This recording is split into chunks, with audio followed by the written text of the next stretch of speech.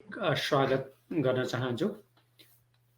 यहाँहरू हेर्दै हुनुहुन्छ eNepali.com, म विजय थापा। आज पनि हामी तपाईको स्वास्थ्य हाम्रो चासो अन्तर्गत आज हामी हाड जोर्नी तथा बाथ रोग विशेषज्ञ चिकित्सक लेस कुमार श्रेष्ठजीसँग बाथ रोग र यसैको सेरोफेरोबारे कुरा गर्छौँ। ढिलो नगरिकन सबैभन्दा पहिले फ्लोरिडा राज्यको टेलाहासीमा सहरमा बस्नुहुने प्राध्यापक डाक्टर लेस कुमार श्रेष्ठजीसँग हार्दिक स्वागत गर्छु। डाक्टर साहब, यहाँलाई eNepali-मा हार्दिक स्वागत छ। नमस्कार डाक्टर साहब। नमस्कार विजय सर। हजुरले चाहिँ मलाई यहाँ बोलाएर 2-4 शब्द राख्ने मौका दिनुभएकोमा धेरै धन्यवाद। र eNepali मार्फत हामीसँग सम्पर्कमा रहनुहुने सम्पूर्ण दाजुभाइ दिदीबहिनीहरूमा मेरो हार्दिक नमस्कार छ। हजुर डाक्टर साहब, अब तपाईँ हैन पूर्व राष्ट्रपति डोनाल्ड ट्रम्पकै छेउमै हुने त्यही सहरमै होला, टेलाहासीमै होला, त्यहाँ हुनुहुन्छ हैन? डाक्टर साहब, यो सन्चै हुनुहुन्छ?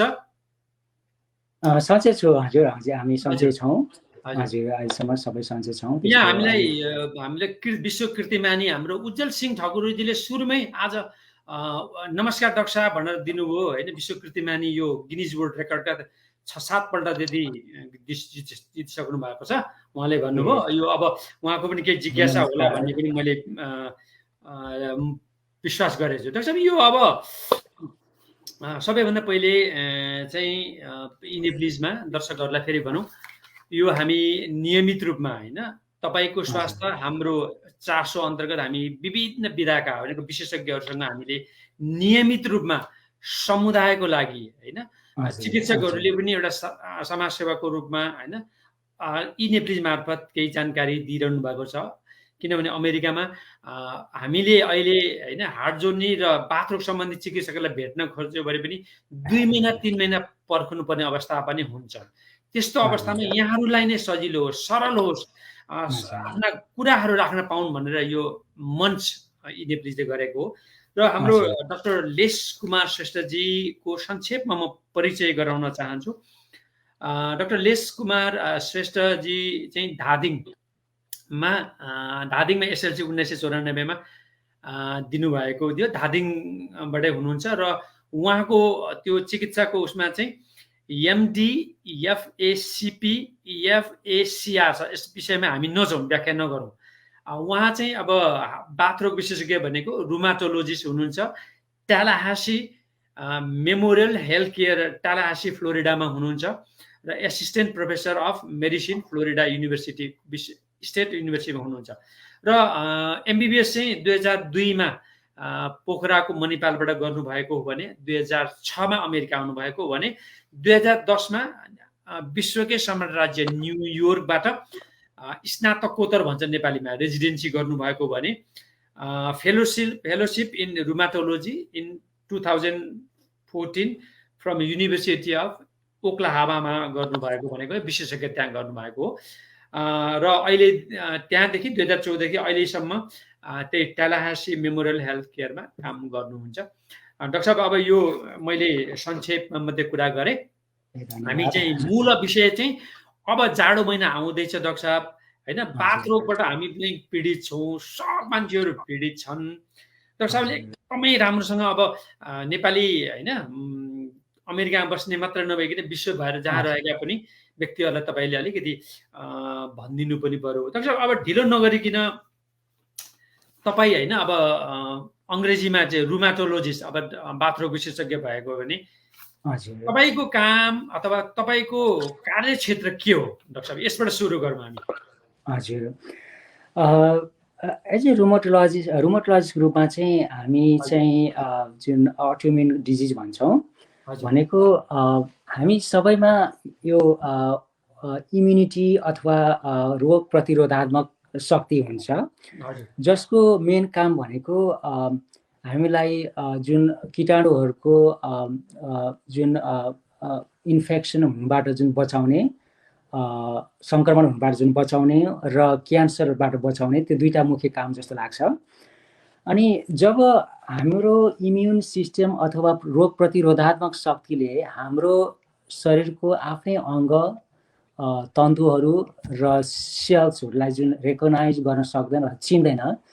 अनि नचिनेपछि उसले चाहिँ के पर्सिभ गर्छ भनेदेखि हाम्रो शरीरको सेल्सहरू अथवा अङ्गहरू यो चाहिँ हाम्रो होइन, यो पराइको हो, अथवा यो बाहिरी अङ्ग अथवा बाहिरी सेल्स, बाहिरी टिस्युहरू हो। त्यसले गर्दाखेरि यो चाहिँ हानिकारक हुनसक्छ र यसलाई चाहिँ हामीले हटाउनुपर्छ, यसलाई मार्नुपर्छ भन्ने त्यो खालको शरीरको जुन रोग प्रतिरोधात्मक शक्तिले त्यसैले चाहिँ रियलाइज गर्ने हुन्छ। अनि त्यो गरेपछि अनि हाम्रो इम्युन सिस्टम चाहिँ त्यो हाम्रै अङ्गहरूलाई चाहिँ आक्रमण गर्न थाल्छ। अनि त्यो गरेपछि हाम्रो अङ्ग प्रत्यङ्गहरू जब त्यसले आक्रमण गर्छ, त्यसले सुन्ने हुन्छ, त्यसले ड्यामेज गरेर जुन डिस्ट्रक्सन गर्ने हुन्छ। र त्यो भएपछि अनि हामीमा विभिन्न खालको रोगहरू लाग्न थाल्छ, जस्तै जोर्नीहरू दुख्ने, जस्तै त्यसले चाहिँ आर्थराइटिस, जुन अटोइम्युन आर्थराइटिस भन्छौँ, जस्तै रुमाटोइड आर्थराइटिस भयो, लुपस भयो, सोराटिक आर्थराइटिस जस्तो भयो। अनि त्यस्तै अब अटोइम्युन डिजिज भनेको एकदम ब्रड, एकदमै ठुलो क्षेत्र छ यसमा। जस्तै अरू पनि विभिन्न जस्तै न्युरोलोजीमा जस्तै मल्टिपल स्क्लेरोसिस भनिन्छ, अनि त्यस्तै ग्यास्ट्रोइन्टरोलोजिसमा जस्तै पेट सम्बन्धीमा चाहिँ क्रोन्स डिजिज, अल्सरेटिभ कोलाइटिस भनिन्छ। अनि त्यस्तै थरीथरीको अटोइम्युन डिजिजहरू हुन्छ। अनि हाम्रो मेन काम भनेको विभिन्न खालको अटोइम्युन डिजिजहरूलाई चाहिँ इभ्यालुएट गर्ने र त्यसलाई म्यानेज गर्ने हाम्रो मेन कर्मक्षेत्रभित्र पर्दछ। हजुर। त्यसपछि एउटा सरी मैले त हजुरलाई इन्टरप्ट गरेँ। र अर्को कुरो अलिकति हाम्रो नेपाली समाजमा अलिकति अहिले त नेपालमा पनि रुमाटोलोजिस्टहरू हुनुहुन्छ, म यसो 2-4 जना यसो गुगल गरेर म पाउँछु।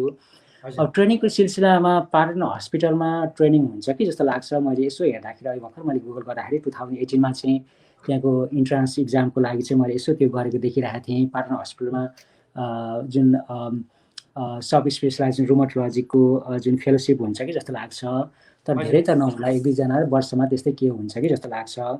अनि 2-4 जना रुमाटोलोजिस्टहरूको नामहरू म यसो गुगल गर्दाखेरि भेट्छु। अनि र अलिकति नेपाली समाजमा चाहिँ त्यति धेरै कमन नभएकोले, त्यति धेरै उपलब्ध नभएकोले गर्दाखेरि रुमाटोलोजीको बारेमा त्यति थाहा नहुनु पर्छ। इभन अमेरिकामा पनि धेरैलाई कतिलाई थाहा हुने रुमाटोलोजिस्ट भनेको के हो भनेको थाहा हुँदो रहेछ। अनि अर्थोपेडिक्समा जस्तै हार्ट जोर्नी बार के भनिन्छ जनरली सबै, अनि त्यस उस्तै लाग्छ, न्युरोलोजिस्ट हो कि अर्थोपेडिक्स हो कि रुमाटोलोजिस्ट जस्तो हुन्छ।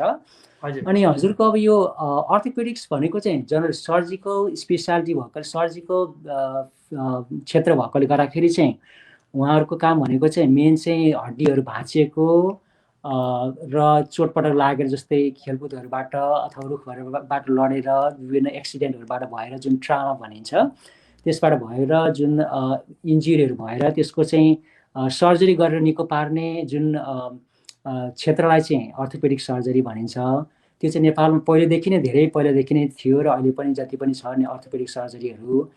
र अर्को न्युरोलोजिस्ट भनेको चाहिँ अब जनरली चाहिँ नसा सम्बन्धी रोगहरूको चाहिँ उपचारमा संलग्न हुनुहुन्छ उहाँहरूको चाहिँ जनरल चाहिँ अब जस्तै पक्षघातहरू भयो, अनि यो पेरिफेरल न्युरोप्याथी भन्छ, टिङ्लिङ, नम्नेस बढ्ने जुन खुट्टाहरू झमझमाउने खालको समस्याहरू भयो, साटिका भयो, त्यस्तो खालको समस्याहरू, अनि यो सिजर भन्छ जुन छारे रोगहरू भयो, त्यस्तो खालको समस्याहरूसँग चाहिँ उपचारमा संलग्न हुने चिकित्सकलाई चाहिँ न्युरोलोजिस्ट भनिन्छ। र हाम्रो मेन क्षेत्र चाहिँ आर्थराइटिस र अटोइम्युन कन्डिसनहरू सँग चाहिँ हामी चाहिँ सर्जरी गर्दैनौँ, तर जुन औषधिको माध्यमबाट चाहिँ उपचार गर्ने कोसिस गर्छौँ। डाक्टर साहब, अब मैले नि हामी चाहिँ यहाँ खेलाडीहरू पनि हुनुहुन्छ, यो खेलाडीहरूको त निकै घुँडासुडा दुख्नेहरू भनौँ न, अब त्यो मुड्की खेर्नेहरूको अब मोहम्मद अली भनौँ, माइक टाइसन भनौँ, यहाँ हाम्रो उज्जवल सिंह ठकुरी पनि जतिखेर लात्ती चलाएको गर्नुहुन्छ, त्यस्ता व्यक्तिहरूको चाहिँ पात रोगहरू हुने त्यस्तो किसिमको के हुन्छ डाक्टर साहब? यो हजुर, यस्तो चाहिँ अब अलिकति नि डाक्टर साहब माथि हेरे जस्तो लाग्छ, अलिकति हो यति अलिक मुनि हेरेर हेरिदिनु त डाक्टर साहब। हो यसरी हेर्दा चाहिँ ठ्याक्क देखिन्छ, सिधा हेरेर भयो त्यसरी हेरेर भनिदिनु। म अलिकति पछाडि जान्छु है त। हजुर, यो हजुरको के हुन्छ नि बाथरुम थरीथरीको हुन्छ, जस्तै हजुरले भन्नुभएको चाहिँ त्यो इन्जुरी जस्तै ट्रामाहरूसँग रिलेटेड खालको बाथरुम चाहिँ हामी त्यसलाई अस्टियो आर्थराइटिस भन्छौँ, जुन चाहिँ त्यो वेयर एन्ड टियर अथवा खिने हड्डीहरू खिने जस्तो प्रक्रियाबाट हुने रोग त्यो बाथरोगलाई चाहिँ डिजेनरेटिभ आर्थराइटिस र अस्टियो आर्थराइटिस भनिन्छ। अनि जब पहिला जस्तै स्पोर्ट्ससँग रिलेटेड जुन खेलकुदसँग रिलेटेड खालको इन्जुरीहरू भयो अथवा लिगामेन्ट अथवा मेनिस्कसहरू भन्ने हुन्छ, जस्तै हजुरको यो जुन घुँडाको जोडीहरूमा अथवा इभन सोल्डरमा पनि रोटेटर कफ भन्छ, त्यस्तो जब त्यो जुन तिनीहरू भनेको चाहिँ सपोर्टिङ स्ट्रक्चरहरू हो, त्यो जोडीलाई सपोर्ट गर्ने लिगामेन्ट टेन्डनहरू भनेको। जब त्यो सपोर्टिङ सफ्ट टिस्यु स्ट्रक्चरहरू चाहिँ जुन त्यो अङ्गहरू जब इन्जुरी हुन्छ, त्यसपछि त्यो जोड्नीले क्यारी गर्ने जुन वेटहरू क्यारी गर्छ, बियर गरिराखेको हुन्छ, जुन भार बोकिराखेको हुन्छ, त्यसमा चाहिँ तल अल्टर हुन्छ, त्यो फरक अल्टर हुन जान्छ। त्यसले गर्दाखेरि एउटा सर्टन भागमा बढी प्रेसर पर्ने र अर्को भागमा चाहिँ प्रेसर नपर्ने भइराखेको हुन्छ। अनि त्यसले गर्दाखेरि हजुरको जुन भागमा चाहिँ प्रेसर परिरहेको हुन्छ त्यो भागलाई चाहिँ ओभर लङ रनमा चाहिँ त्यो त्यहाँ जुन कार्टिलेज भन्छ, जुन हड्डीहरू खिँदै जाने हुन्छ र त्यसले गर्दाखेरि चाहिँ त्यसलाई चाहिँ सेकेन्डरी अस्टियो आर्थराइटिस भनिन्छ, जुन त्यो अथवा पोस्ट ट्राउमेटिक अस्टियो आर्थराइटिस जुन पहिलाको इन्जुरीसँग रिलेटेड छ भने त्यस्तो हुने चान्स बढी हुन्छ सर। हजुर डाक्टर साहब, यसलाई मैले यहीँ छोडेँ। त्यसो भए नि अब तपाईँ बाथरोग विशेषज्ञ, अघि पनि भन्नुभयो हामीलाई। हजुर, वास्तवमा हामीले पनि हाड जोड्ने विशेषज्ञ भनेपछि उसो शल्यक्रिया भन्छ, घुट्टा भाँचियो, उता खुट्टा भाँचियो होइन, नली खुट्टा भाँचियो, हात भाँचियो भन्ने गर्ने हाड जोड्ने विशेषज्ञ र त्यो चाहिँ र तपाईँ चाहिँ रुमाटोलोजिस्ट होइन। अनि अर्को हाड जोड्ने र नसा पनि भन्छन्, त्यस्तो पनि भन्ने हुँदाखेरि अलिकति अझै पनि झुकिने हुनाले बा तपाईँ हाड जोड्ने विशेषज्ञ अथवा हो कि भन्ने पनि मान्छेलाई परेको छ, त्यो चाहिँ होइन। तपाईँ चाहिँ रुमाटोलोजी भनेको खासै बाथरोग भन्ने बुझ्यो होइन सर। त्यसो यो बाथरोगका अब सिधै हामी के अरे प्रवेश गरौँ का लक्षणहरू। अब पहिले यसरी बुझौँ न डाक्टर साहब, बाथरोग के हो र यो कसरी बच्ने, यसमा पहिले जाउँ, किनभने सादा रूपमा हामी जुन कुरा गरिदिउँ डाक्टर साहब।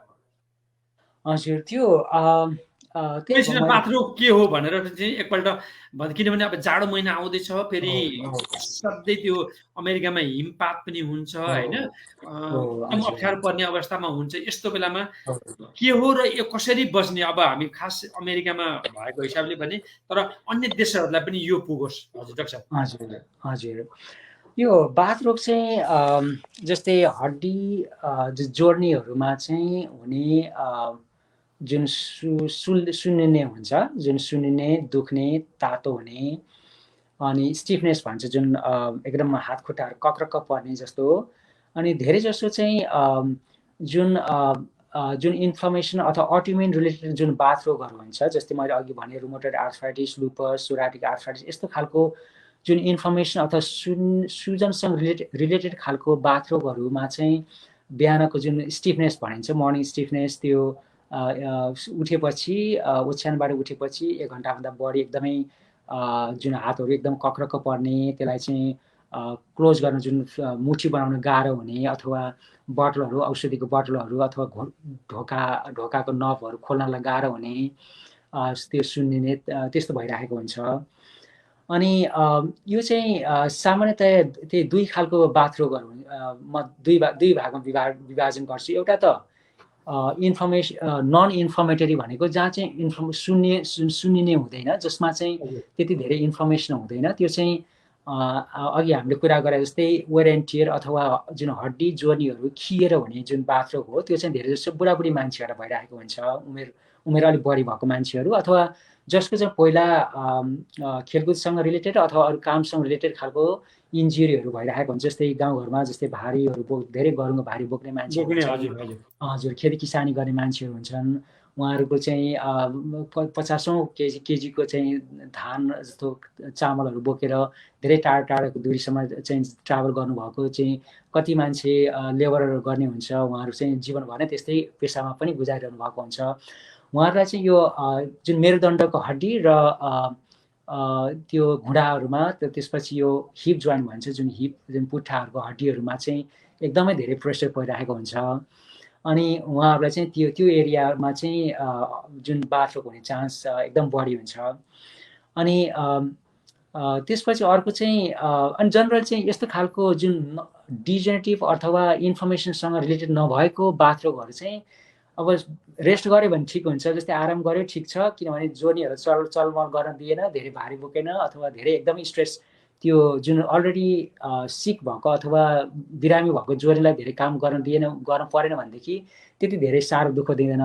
अनि अब हामी दौडिन्छौँ, त्यसपछि रनिङ गर्ने अथवा एक्सर्साइज गऱ्यो अथवा एकदम गरुङमा भारी बोक्यो, हिँडुल गऱ्यो अथवा वेदर चेन्जहरू जनरल धेरै बिरामीहरूले चाहिँ यो वेदर चेन्जसँग एकदमै उहाँहरूले चाहिँ भनिरहनु भएको हुन्छ, म चाहिँ एकदम नेचुरल ब्यारोमिटर हुँ भन्ने जस्तो खालको भनेको। अब जस्तै ह्युमिडिटीहरू जस्तै चेन्ज हुन्छ वेदर जुन एटमोस्फियरमा जुन वायुमण्डलमा वातावरणमा त्यसको किनभने हाम्रो शरीर भनेको हामी त इन्भाइरोमेन्ट वातावरणबाट बाहिर त छैन, हामी त बाहिर त वातावरणमै जन्मेको हो, यहीँ नै हामी हुर्किरहेका छौँ बढिरहेका छौँ भनेपछि बाहिरी जस्तो जलवायु मौसमहरूको परिवर्तनसँग यसको एकदमै रिलेसन हुन्छ, जुन सम्बन्ध हुन्छ। त्यो हुँदाखेरि 2-4 दिन अघिदेखि नै उहाँहरूलाई चाहिँ जोनीहरू अब मलाई दुख्न थालेको मलाई थाहा हुन्छ भन्नुहुन्छ, धेरै जस्तो बिरामीहरूलाई चाहिँ थाहा हुन्छ। अनि त्यस्तै यो क्लाउडी जनरली क्लाउडी रेनी जुन अब एकदम बादल घमाइ एकदम धुम्म परेको वातावरण जस्तै बादल लाग्ने, अनि त्यसपछि अब पानी पर्ने बेला भएको मौसम र अर्को कुरो चिसो, विशेष गरी अब हाम्रो उत्तरी अमेरिकाको उत्तरी भेगको राज्यहरूमा चाहिँ अब हिउँहरू पर्ने बेला आउँदैछ। अनि त्यो बेलामा जनरली यो चिसो बेलामा चिसो मौसममा चाहिँ धेरै जसो बिरामीहरूलाई चाहिँ यो बाथरोग सामान्यतया अलिकति बढी चाप्ने हुन्छ,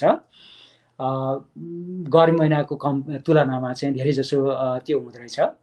अनि अब यसबाट अब अर्को खालको बाथरोग हुन्छ, मैले अघि भने इन्फ्लेमेसनसँग रिलेटेड अथवा अटोइम्युन डिजिज रिलेटेड खालको जुन बाथरोगहरू मैले भने जुन रुमेटोइड आर्थराइटिस लुपसहरू, यो चाहिँ शरीरको जुन इम्युन सिस्टमले आक्रमण गरेर जुन बाथरोग गराएको हुन्छ, त्यो चाहिँ धेरै जसो अब बिहानमा बढी हुने। अनि यसमा चाहिँ जति जोनीहरू जति आफू चलमलाई राख्यो उति ठिक हुन्छ, जति अब आफू चुप्लाएर बस्यो भने एकदमै टाइट एकदमै कक्रक्क पर्ने, जस्तै लङ ड्राइभहरू जस्तै हामी लङ ड्राइभ गरिरहेको हुन्छौँ, अनि लामो डिस्टेन्स ड्राइभ गऱ्यो अनि त्यसपछि 2-4 घन्टापछि यसो कतै अब रेस्ट एरियामा अब यसो झर्नु पर्यो भने त्यसपछि एकदमै त्यो निस्किनलाई गाह्रो हुन्छ गाडीबाट निस्किन। अनि त्यस्तो खालको र त्यो इन्फर्मेसनसँग रिलेटेड खालको बाथरोगहरू चाहिँ जति हामी चलेनौँ, जति चुप्लाएर बस्यो त्यसपछि त्यसले चाहिँ बढी त्यति नै दुःख दिन्छ। त्यसले हुँदाखेरि अघिको चाहिँ अब यो वेयर एन्ड टियर जुन रेगुलर अस्टियो आर्थराइटिस मैले कुरा गरेँ, त्यो चाहिँ अब चुप्लाएर बस्यो भने ठिक हुन्छ, त्यसमा चाहिँ आराम गऱ्यो भने ठिक भयो। यसमा चाहिँ जति आराम गऱ्यो जति चलमलायो त्यस्तै यसले चाहिँ झन् एकदम दुःख दिन्छ, झन् कक्रक पर्ने हुन्छ। त्यो हुँदाखेरि अब चलमलाइरहनु पर्ने हुन्छ जनरली।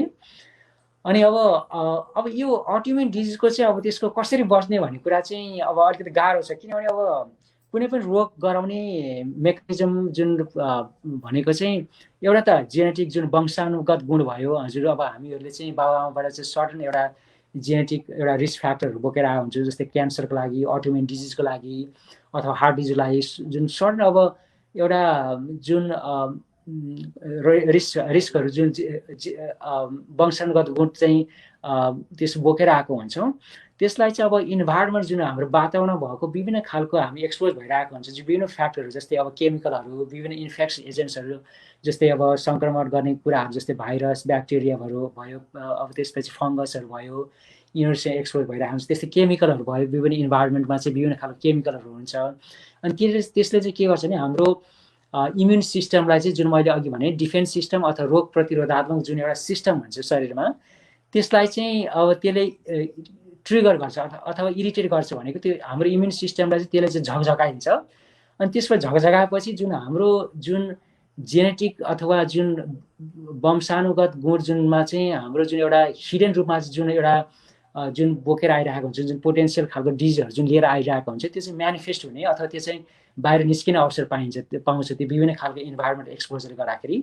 त्यसरी त्यो हुने हो। त्यो हुँदाखेरि अब हाम्रो वंशानुगत गुणलाई चाहिँ अब हामीले चेन्ज गर्न सक्ने कुरो भएन। अब इन्भाइरोमेन्ट कुराहरूमा चाहिँ अब हामीले चेन्ज गर्न सकिने भनेको चाहिँ अब मेरो विचारमा, मेरो अहिलेसम्मको बुझाइमा चाहिँ यो हजुरको यो हेल्थी इटिङ एकदम इम्पोर्टेन्ट कुरा भयो।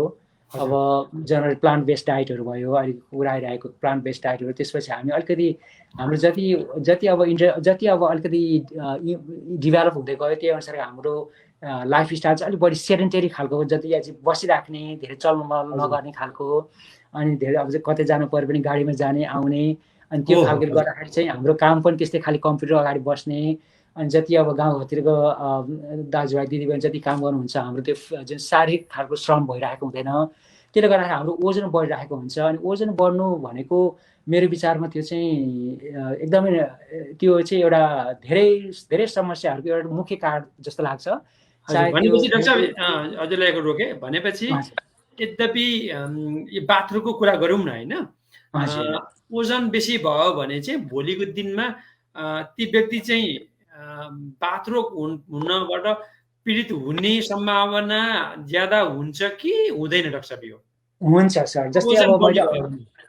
जस्तै मैले अघि भने हजुरको जस्तै सर हाम्रो सबै शरीरको ओजनहरू चाहिँ हजुरको अब स्पाइन अथवा मेरुदण्ड हुँदै त्यसपछि खुट्टा हुँदै घुँडा हुँदै खुट्टासम्म चाहिँ त्यो वेटहरू क्यारी गरिरहेको हुन्छौँ। अनि जब ओजन बढी हुन्छ त्यसपछि त्यो घुँडा विशेष गरी घुँडामा चाहिँ एकदमै बढी भार पर्छ। जस्तै त्यही भएर घुँडाको आर्थराइटिस जुन हुने बाथरोग हुने बिरामीहरूलाई चाहिँ उनीहरूले यदि 10% जति 10% चाहिँ ओजन कम गर्न सक्नुभयो भनेदेखि 50% चाहिँ त्यो जुन त्यहाँ घुँडामा चाहिँ त्यसको असर कम हुन्छ भन्छ क्या। किनभने त्यो हजुरको होल शरीरको कम्पेयरमा घुँडाको साइज सानो छ, त्यसले गर्दाखेरि त्यो सबै वेट क्यारी गर्नलाई चाहिँ हजुरको त्यहाँ चाहिँ त्यसको जुन फोर्स चाहिँ बढी हुन्छ, त्यहाँ डायमिटर अथवा त्यो सर्फेस एरिया कम भएकोले गर्दाखेरि त्यो हुँदाखेरि विशेष गरी मैले यो जुन अस्टियो आर्थराइटिसको समस्याहरू चाहिँ ओजन धेरै बढी भयो भने त्यो हुने एउटा रिस्क फ्याक्टरमा पर्छ। हजुर हजुर हजुर हजुर के अझै पनि जोड्नु छ डाक्टर साहब? यो अब डाक्टर साहबले भने जस्तै नि अब तपाईँ त अब यो अघि यहाँले भन्नुभयो भने रुमाटोलोजिस्ट नेपालमा पनि एकदम कम चिकित्सकहरू भएको हुनाले तपाईँ पनि अब एउटा हाम्रो भाग्य हो इनेब्लिजले तपाईँसँग जोडियो, हामी फ्लोरिडासम्म जोडिन सक्यौँ। यो अब सिधै जाउँ त, यो के कारणले कजेस अफ द आर्थराइटिस भनेको यो बाथरोग के कारणले हुन्छ र कति प्रकारका हुन्छन् यो पनि अलिकति भनिदिनु डाक्टर साहब? हजुर, अब हजुरको यो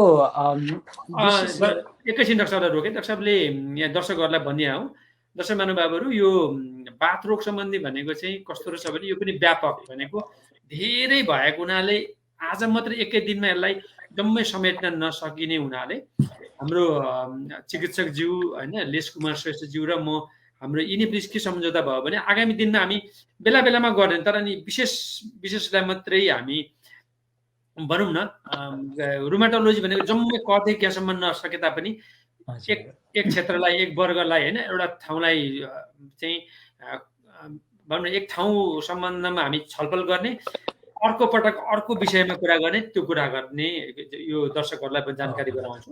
अब यहाँले किशोर कुमार केसीले भन्नुभयो it's a real suggested conversation with the medical doctor भनेर किशोर कुमार केसीले भन्नुभयो। थुप्रैजना लक्ष्मी बजाचार्य, लोकबहादुर बन्दिया, सीता ग्यावालीजी, तारा बस्नेतजी, किशोरजी, राधिकाजी, महेश्वर पन्तजी, यता पनि कविजीले पनि हेर्नु भएको छ, गीता सिक्देल बहिनीले पनि यहाँ हेर्नु भएको छ, थुप्रैजनाले हेर्नु भएको छ। अब अघि मैले भने जस्तै कारण के हुन्, कजेज अफ द आर्थराइटिस भनेको हुने कारण के हुन्, कति प्रकार हुन्छन्, यो पनि अलिकति सामान्य जानकारी मात्रै गराइदिनु। सामान्यतया चाहिँ म यसलाई चाहिँ दुई भागमा विभाजन गर्छु। मैले अघि भने जस्तै सामान्यतया चाहिँ जुन हड्डीहरू खिएर हुने त्यसलाई चाहिँ अस्टियो आर्थराइटिस डिजेनरेटिभ आर्थराइटिस अथवा वेयर एन्ड टियर जुन खालको आर्थराइटिस भनिन्छ त्यो चाहिँ बुढाबुढी धेरै जसो बुढाबुढी मान्छेहरूलाई भइरहेको हुन्छ।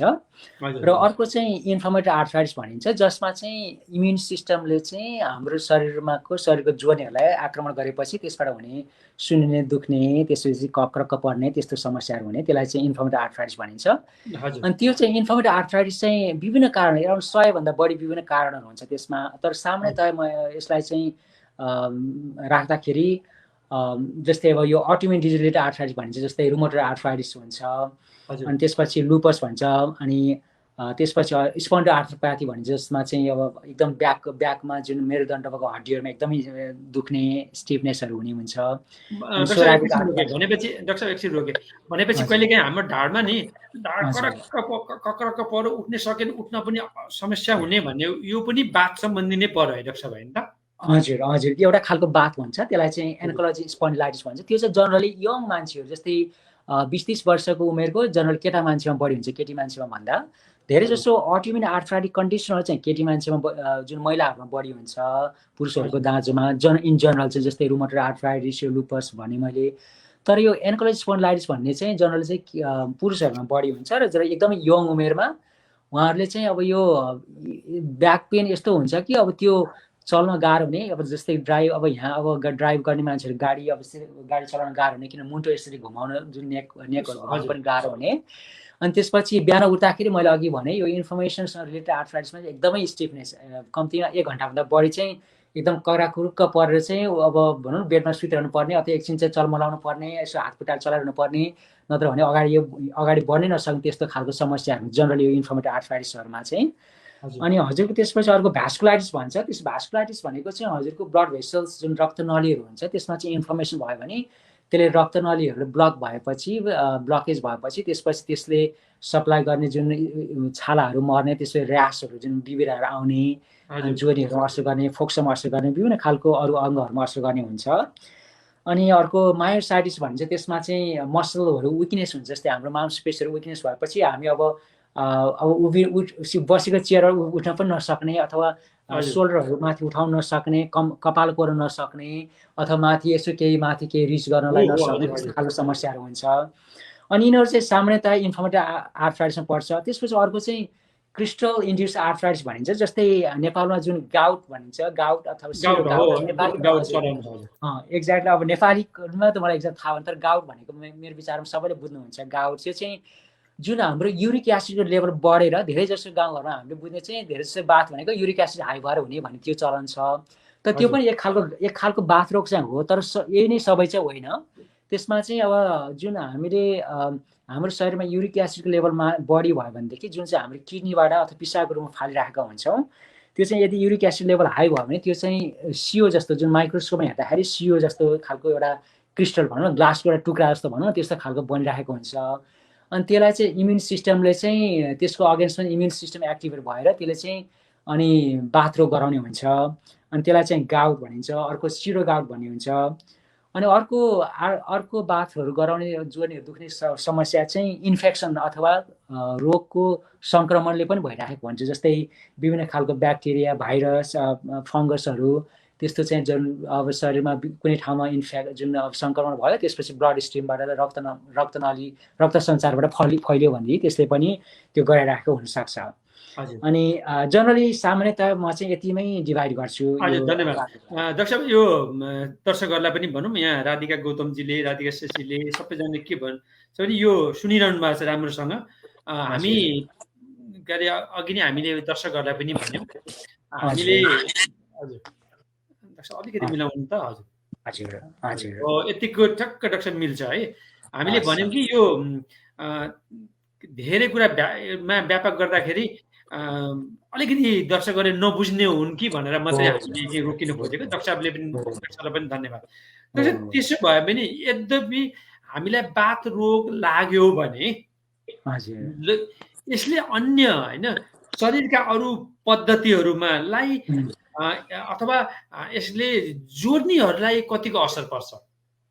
हजुर, अब यो बाथ रोग भन्नाले अब सामान्यतया हाम्रो बुझाइ चाहिँ जोर्नीहरूमा चाहिँ सुन्निने, दुख्ने, तातो हुने, रातो हुने, त्यो जोर्नीले काम गर्न गाह्रो हुने, त्यो भने बुझिन्छ। सामान्यतया त्यो ठिक हो।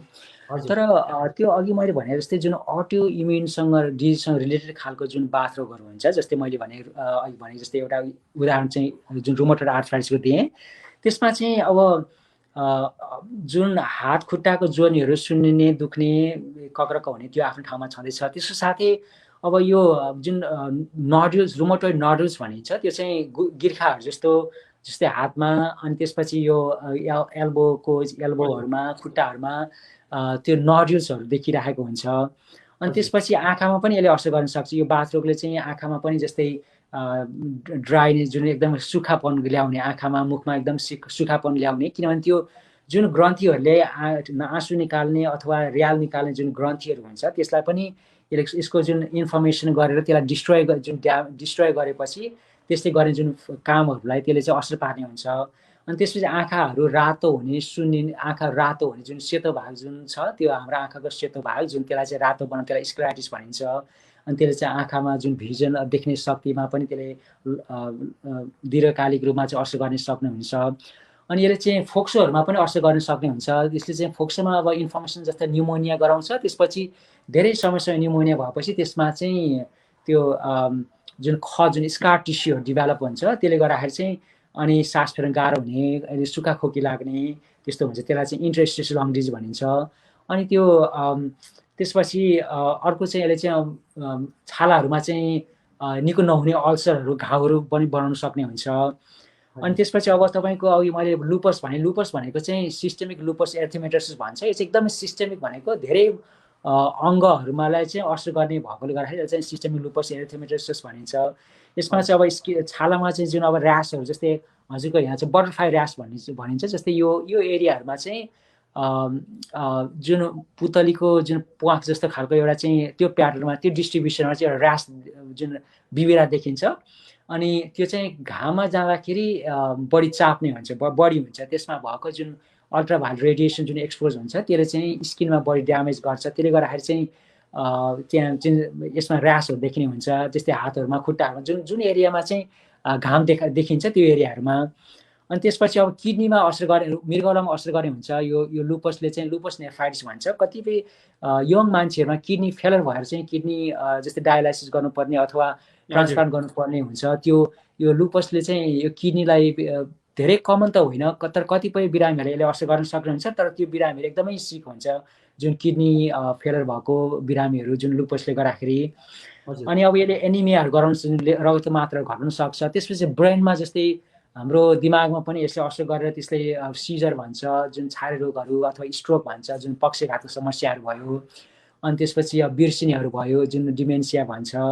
अनि त्यसपछि यो मुटु रक्तनली सम्बन्धीको रोगहरू, क्यान्सर सम्बन्धी रोगहरू, अनि यिनीहरूको चाहिँ रिस्क एकदम बढी हुन्छ यस्तो खालको अटोइम्युन डिजिज भएको बिरामीहरूको लागि। अनि अर्को अब भ्यास्कुलाइटिस भन्छ। त्यस्तो बिरामीहरूलाई चाहिँ लङमा जुन फोक्सोमा समस्या भएकोले गर्दाखेरि एकदम सास फेर्न गाह्रो हुने, खोकी लाग्ने, न्युमोनिया हुने, खकारको रगतहरू पनि देखिने। अनि कतिपय बिरामीहरू त जस्तै आइसियुमा जस्तै इन्टिबेसनहरू, जुन ट्युब राखेर मेकानिकल भेन्टिलेटर राख्नुपर्ने हुन्छ। उनीहरू कतिपय बिरामीहरूको ज्यान पनि जान सक्ने पनि हुन्छ। अनि हजुरको अर्को सिस्टेमिक स्क्लेरोडर्मा भन्छ। त्यसमा चाहिँ एकदमै यो हाम्रो छालाहरू एकदमै टाइट हुने। अनि त्यसपछि हातहरूमा चाहिँ कलर चेन्ज हुने, जस्तो रेनर्स फेनोमेनन भन्छ, जसले चाहिँ।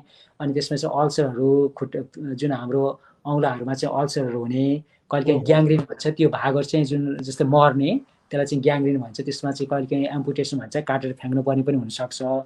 अनि अर्को मायोसाइटिस भन्छ। मसल विकनेस मैले भने, एकदमै मांसपेशी चलाउन गाह्रो हुने। त्यस साथै क्यान्सरहरू अथवा फोक्सोको समस्याहरू, जुन सास फेर्न गाह्रो हुने, जुन इन्टरस्टिसियल लङ डिजिज भन्छ, त्यसको रिलेसनमा भइरहेको हुन्छ। त्यसले गर्दाखेरि यो सामान्यतया हाम्रो बुझाइमा बात भनेको जोर्नीको मात्रै समस्या हो भनेर बुझिन्छ। तर अब सामान्य त्यो बुढेसकालमा हुने बात चाहिँ जनरली त्यो जुन वेयर एन्ड टियर भएर हुने त्यो बातले चाहिँ त्यस्तो अरू अङ्गमा त्यस्तो असर गर्न नगर्ने हुन्छ। तर यो इम्युन सिस्टमसँग रिलेटेड खालको जुन अटो इम्युन रिलेटेड बात रोगहरू जुन हुन्छ, आर्थराइटिस हुन्छ, त्यसको चाहिँ जुन टाउकोदेखि खुट्टासम्म जुनसुकै अङ्गमा पनि यसले चाहिँ असर गर्न सक्छ। र कहिलेकाहीँ चाहिँ यस्तो रोगहरू एकदमै सिरियस हुन्छ। कतिपय भने नि मैले, कतिपय बिरामीहरू जस्तो लुपसको बिरामीहरू, भास्कुलाइटिस बिरामीहरू, इभन मायोसाइटिस बिरामीहरू, स्क्लेरोडर्मा बिरामीहरू मर्छन्। उनीहरूलाई मुटुमा पनि असर गर्छ, मुटु फेलर गराउने। अनि यो मुटुको धड्कनलाई चाहिँ रेगुलर हुन नदिने खालको गराउने। त्यस्तो हुँदाखेरि सबै अङ्गहरूमा चाहिँ यसले असर गर्न सक्छ। हजुर, धन्यवाद। दर्शक महानुभावहरू, यहाँहरूले जो हेरिरहनु भएको छ, यहाँहरूलाई मुरी धन्यवाद दिन चाहन्छु। डाक्टर साहब, यो तपाईँले त्यो राख्दा चाहिँ अलिकति यो मैले चाहिँ सिधा हेरिरहेको छु, हजुरको चाहिँ अलिक माथि हेरेको जस्तो देखिँदो रहेछ, होइन? अलिकति मिलाउनु त, ठिक हो। यति यसरी बस्नु यो हजुर अलिकति होइन, अलिकति टाउको मुनि हो। यो हामीले चाहिँ के बुझेको थियौँ भने, यो बात रोग भनेको जुन जोर्नीहरूमा हुन्छ त्यसमा मात्रै यसले असर गर्छ भनेपछि त हाम्रो चिकित्सकज्यू तपाईँले त यति भनिदिनु भयो, होइन? भनेपछि त यो रोग लाग्यो भने त फसिने डर पनि भयो होइन डाक्टर साहब, भनेपछि सबतिर यसले फसाउने रहेछ भने चाहिँ कुनै पनि समस्या यसले यसले चाहिँ सबैतिर चाहिँ दिने रहेछ भनेपछि यसलाई अब हामीले हुन नदिने कुराहरूमा चाहिँ ज्यादा जोड दिनु पर्ने कुराहरू भयो। डाक्टर साहब यहाँ एउटा जिज्ञासा आयो, राधिका गौतम बहिनीले सोध्नुभयो, बाथ रोगले दिमागमा पनि असर गर्दछ कि डाक्टर साहब भनेर सोध्नु, यसले अघि पनि भन्नुभएको थियो, अझै छोटोमा भनिदिनुहोस् त डाक्टर साहब। हो हजुर, सबै खालको बाथ रोगले गर्दैन। जस्तै यो लुपस हुन्छ, लुपसले चाहिँ असर गर्न सक्छ। लुपसमा चाहिँ जुनसुकै मैले अघि भने यो चाहिँ इन्फर्मेसनसँग रिलेटेड खालको समस्या हो। जब शरीरमा चाहिँ अनावश्यक रूपमा शरीरको भागहरू, सेल्सहरू अथवा अङ्गहरू सुनेपछि त्यसले गर्ने जुन काम हो त्यसमा असर पर्ने हुन्छ। त्यसले गर्दाखेरि दिमागमा जस्तै लुपसको असर के हुनसक्छ भन्दाखेरि कन्फ्युजन हुने, एक्युट कन्फ्युजन स्टेट भन्छ। कहिले एकदम कन्फ्युजन भएर म कहाँ छु, के छु, मेरो नाम के हो, त्यस्तो खालको एउटा आफ्नो आइडेन्टिफिकेसन थाहा हुने, टाइम प्लेस लोकेसनको बारेमा के थाहा हुने, त्यस्तोलाई चाहिँ अब त्यो एक्युट कन्फ्युजन स्टेट भन्छ। अर्को चाहिँ जुन स्ट्रोक, अब त्यो जब शरीरमा इन्फर्मेसन हुन्छ, त्यो शरीरमा इन्फर्मेसन भएपछि त्यसले ब्लड भेसलमा इन्फर्मेसन भयो भने त्यहाँ चाहिँ रगत जम्ने चान्स बढी हुन्छ। जब रक्तनलीमा चाहिँ जुन ब्लड फ्लो नभएको जब जम्छ त्यसले चाहिँ रगतको फ्लोमा चाहिँ जस्तै ब्रेनमा रगत जम्मा भयो भनेदेखि जुन ब्लड फ्लो हुन पाएन भनेदेखि त्यो ब्रेनको भाग मर्छ।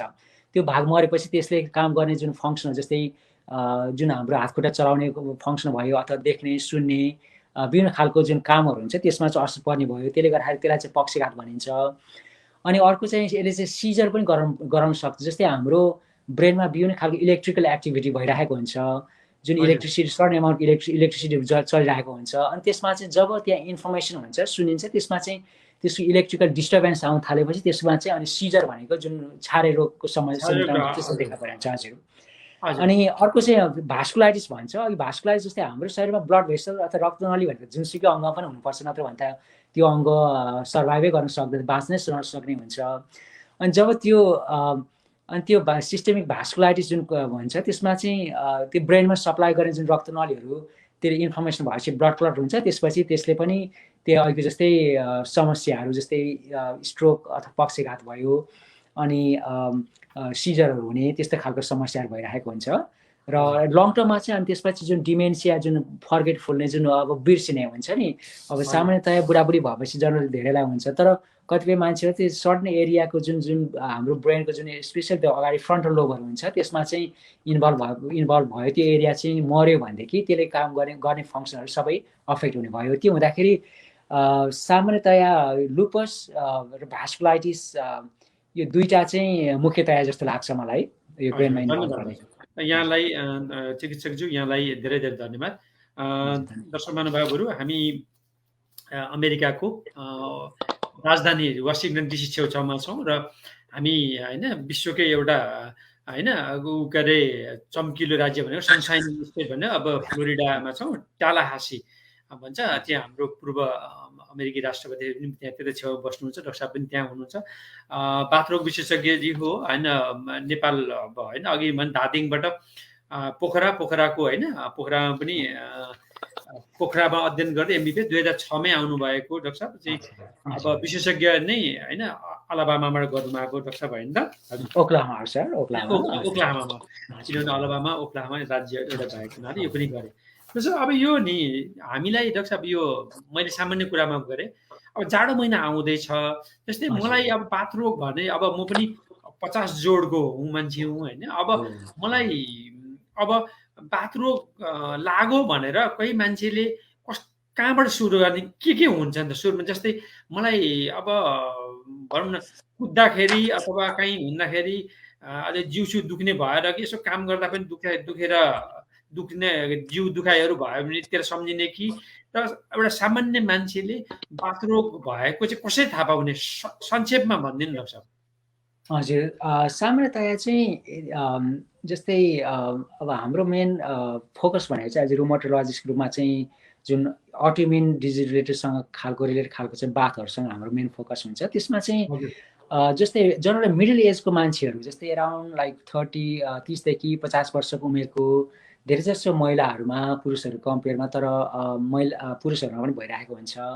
उहाँहरू चाहिँ जुन साना जोर्नीहरू जस्तै हात र खुट्टाको जोर्नीहरू जुन चाहिँ मेन जोर्नीहरू चाहिँ त्यसमा चाहिँ इन्भल्भ भइरहेको हुन्छ। जस्तै हातमा चाहिँ तपाईँको यो रिस्ट जोइन्ट भनिन्छ, त्यसपछि यो यो यो यो ठुलो नक्कल भयो, यसलाई चाहिँ मेटाकार्पोफेरेन्जियल भनिन्छ। अनि यो बिचको नक्कलहरू भयो, यो जोर्नीहरू चाहिँ सुन्निने, दुख्ने र एकदम कक्रक्क हुने भनेको जनरली हामीले चाहिँ यस्तो गर्दाखेरि चाहिँ यो चाहिँ हामीले यसरी चाहिँ मुठी बनाउन सकिरहेको हुन्छ भनेदेखि। अनि अब यो यहाँ सुन्नेपछि के हुन्छ नि, जोर्नीको जुन मुभमेन्ट, जुन रेन्ज अफ मोसन हुन्छ त्यो चाहिँ अफेक्टेड हुन्छ। त्यसले गर्दाखेरि चाहिँ अब हामीलाई चाहिँ यस्तो गर्न गाह्रो हुने, यस्तो मुठी पार्न गाह्रो हुने, यस्तो गाह्रो हुने, त्यस्तो भयो हुने। मैले अघि भने जस्तै हो, अस्ति जस्तै मैले अघि भने जस्तै बिहानमा अब उठ्ने बित्तिकै जनरली हामी 50 अराउन्ड 40 जति जनरल चाहिँ 5-10 मिनट त अलिअलि यसो अलिकति स्टिफनेस जस्तो होला, जुन स्टिफनेस भनेको कक्रको पर्ने जस्तो होला। त्यसपछि त अब हामीलाई चाहिँ त्यस्तो समस्या हुँदैन इन जनरल जुन हेल्थी मान्छेहरूलाई।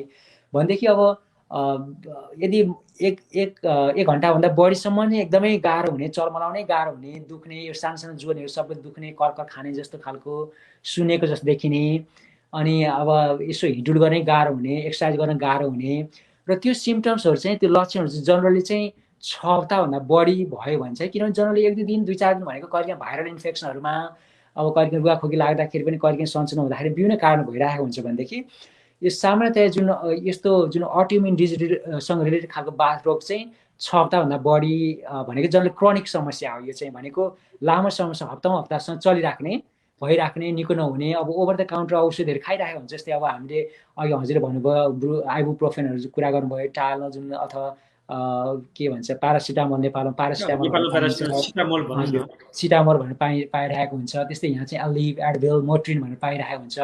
त्यो औषधिहरू खायो, त्यसपछि त्यसले पनि ठिक नहुने, अथवा खाउन्जेल ठिक हुने, फेरि खाना छोडे निको नहुने, अनि हप्ताौँसँग अथवा कम्तीमा पनि 6 हप्तासम्म भन्दा बढीसम्म चाहिँ सिम्टम्सहरू रहिराख्ने। त्यसपछि अब बाथरुमको समस्या मैले अघि भने जस्तै कतिपय समस्यामा चाहिँ अरू लक्षणहरू पनि, जस्तै हजुरको छालामा रासहरू जुन बिबिराहरू देखा पर्ने, अनि त्यसपछि वेटहरू चाहिँ कम हुन जाने, अनि थकाइ लाग्ने, कहिलेकाहीँ अलिकति ज्वरो आएको जस्तो पनि हुने, अनि कहिलेकाहीँ यो ग्रन्थीहरू सुन्निने, विभिन्न खालमा कहिलेकाहीँ सर्टन बाथरुमहरूमा हजुर ग्रन्थीहरू जस्तै यो घाँटीको अथवा यो जुन काखी मुनि अथवा ग्रोइन एरियाहरूमा चाहिँ जुन ग्रन्थी लिम्फ नोड भनिन्छ त्यो ग्रन्थीहरू सुन्निने। अनि त्यसपछि कहिलेकाहीँ मुखहरूमा, नाकहरूमा चाहिँ अल्सर भनिन्छ, जुन घाउहरू देखा पर्ने, फ्रिक्वेन्टली रूपमा चाहिँ एकदम फ्रिक्वेन्टली घाउ देखा पर्ने, कहिलेकाहीँ कपालहरू पनि झर्ने, अनएक्सप्लेन खालको जुन चाहिँ बुढाबुढी भएर मात्र नभइकन यङ मान्छे पनि कपालहरू झर्ने।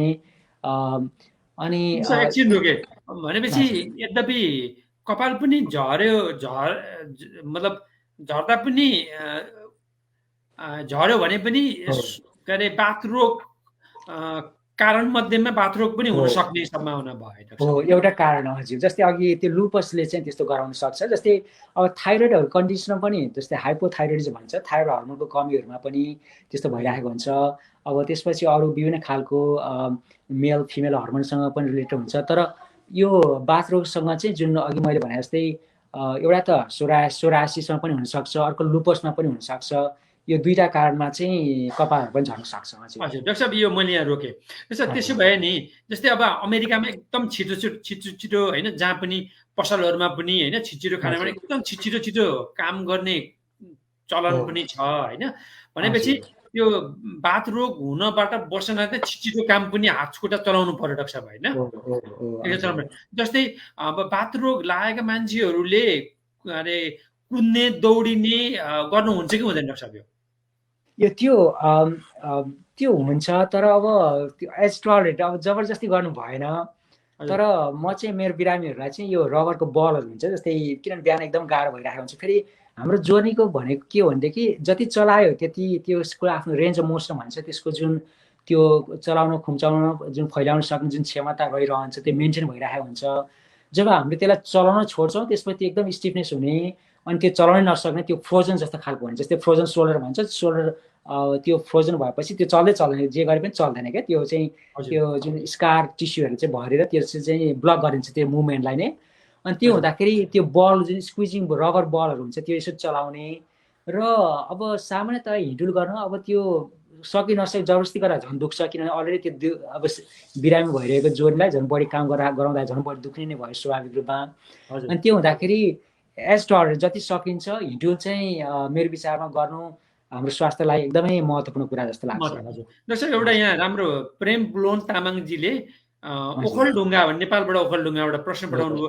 डाक्टर साहब म जाँड रक्सी खान्न, चुरोट केही पनि सेवन गर्दिन, तर बिहान उठ्ने बित्तिकै वाकवाक आउँछ, सधैँ रिङ्गटा पनि चलिरहेको हुन्छ, के भएको हो बताइदिनुहोस् न सर फ्रम ओखलढुङ्गा भनेर सोध्नु। यो मिल्छ? हजुर हजुर हजुर अवश्य हजुर। हजुर त्यही त अब मेरो विचारमा चाहिँ हजुरको समस्या चाहिँ यो ग्यास्ट्राइटिस हो कि जस्तो लाग्छ है, बिहान खाली पेटमा उठ्ने बित्तिकै त्यस्तो हुने रहेछ।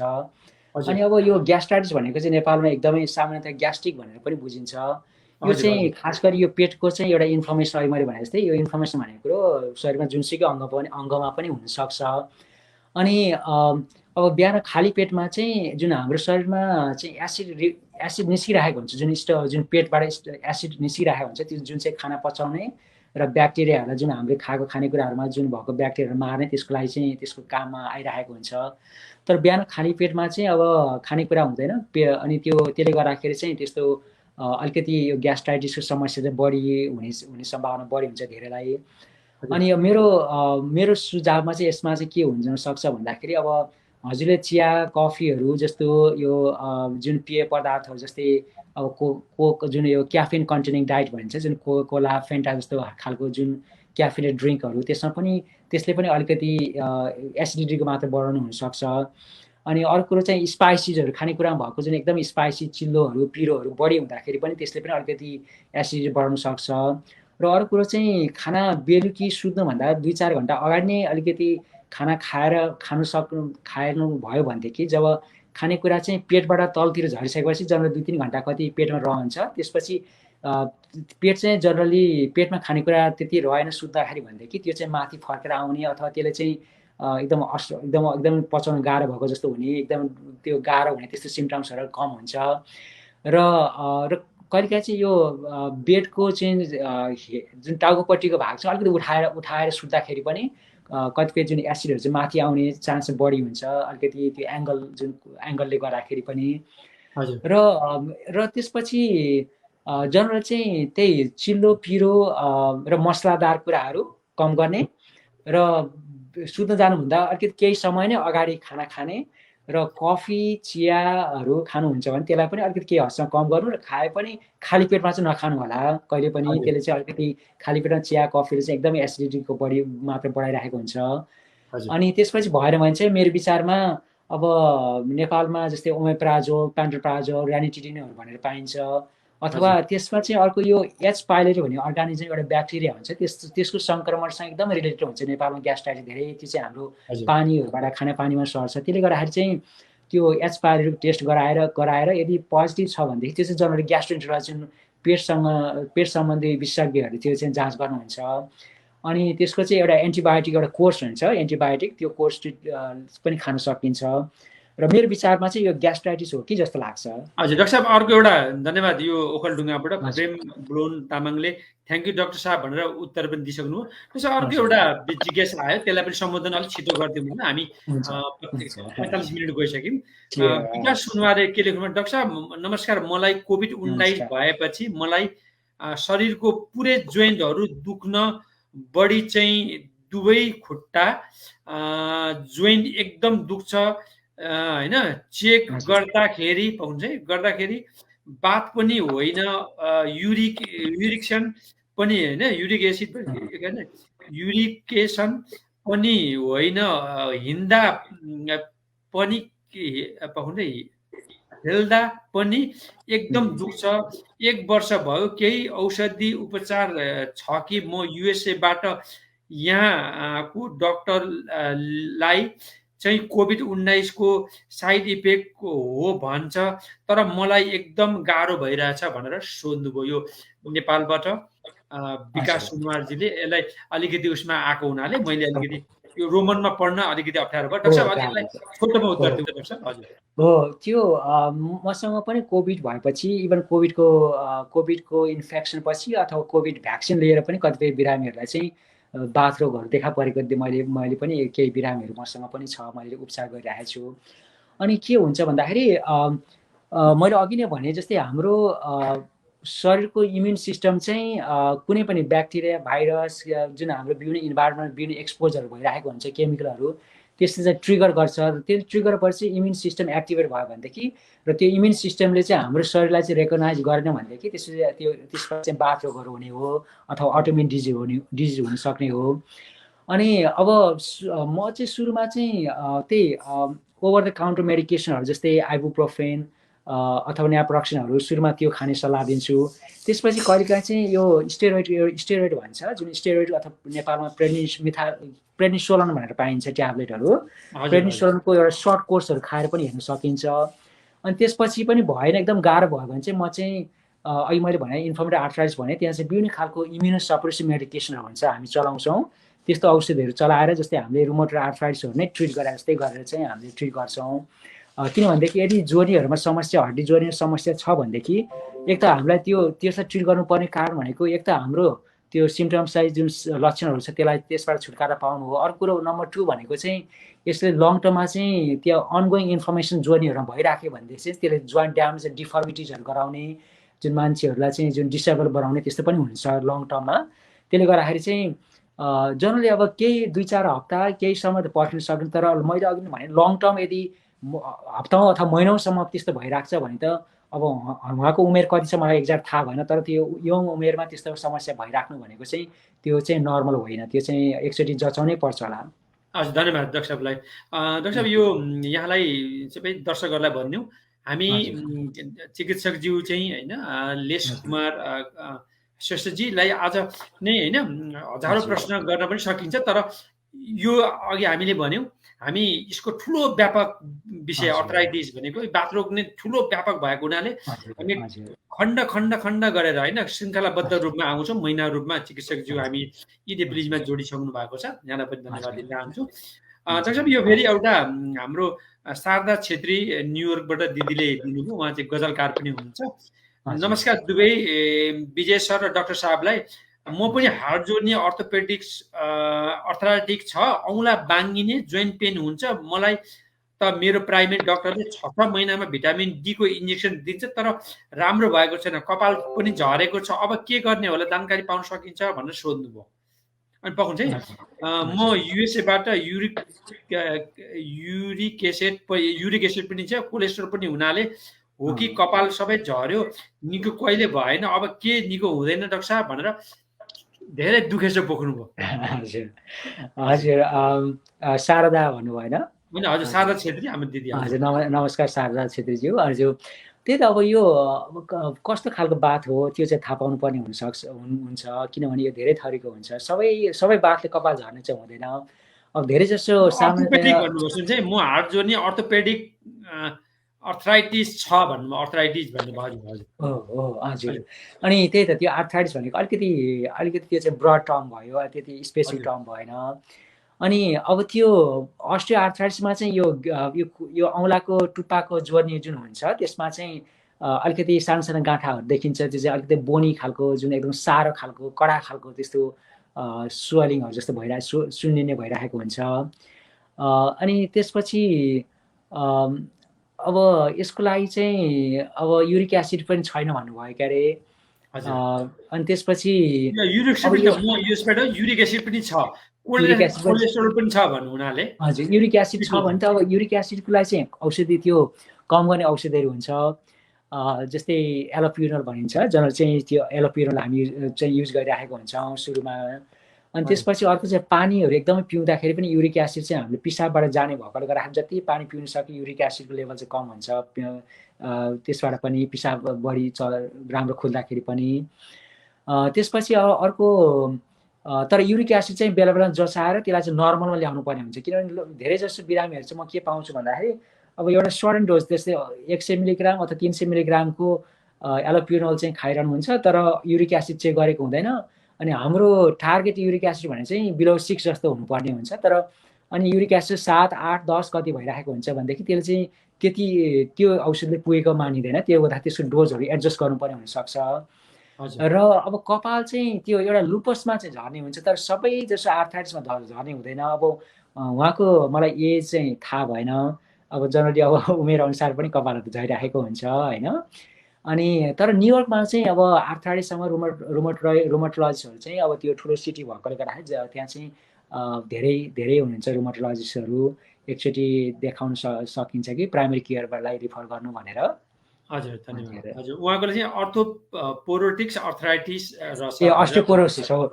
अस्टियोपोरोसिसमा चाहिँ त्यो चाहिँ अब हड्डीहरू पातलो हुने हो, त्यसमा चाहिँ जनरली अस्टियोपोरोसिसमा चाहिँ हड्डीहरू दुख्ने अथवा जोइन्टहरू दुख्ने हुँदैन, त्यसमा चाहिँ बोनको डेन्सिटी भनिन्छ त्यो चाहिँ कम हुने हो। त्यो हुँदाखेरि चाहिँ अनलेस त्यहाँ चाहिँ फ्र्याक्चर भयो भने दुख्ने हो, नत्र भने अस्टियोपोरोसिसमा चाहिँ जनरली त्यो चाहिँ त्यहाँ दुख्ने हुँदैन।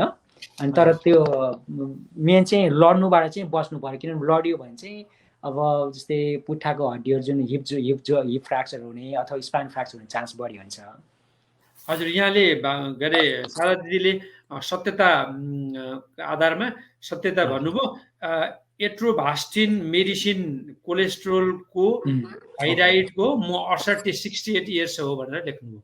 ए हो, 68 वर्ष उमेरमा चाहिँ जनरली अस्टियोआर्थराइटिस नै हुने बढी चान्स हुन्छ।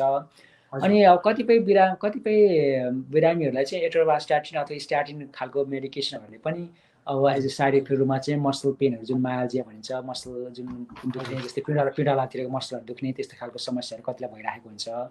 तर अब उहाँ शारदा दिदीले चाहिँ अब त्यो जुन औँलाको टुप्पामा भन्नुभयो त्यसले गर्दाखेरि चाहिँ मेरो विचारमा अस्टियोआर्थराइटिस नै हो कि जस्तो पनि लाग्छ। तर अब त्यो विभिन्न खालको टेस्टहरू एन्टिबडी टेस्टहरू भन्ने हुन्छ, जुन एन्टिबडी टेस्टहरू गरेर अथवा एक्सरेहरू गराएर सामान्यतया त्यस्तो धेरै महँगो खालको टेस्टहरू गर्नु पर्दैन। आर्थराइटिसलाई सुरुमा गर्ने टेस्टहरू भनेको एकदम सिम्पल खालकै हुन्छ, जुन रगतमा र एन्टिबडी टेस्टिङहरू इन्फर्मेसन मार्कर भन्छ।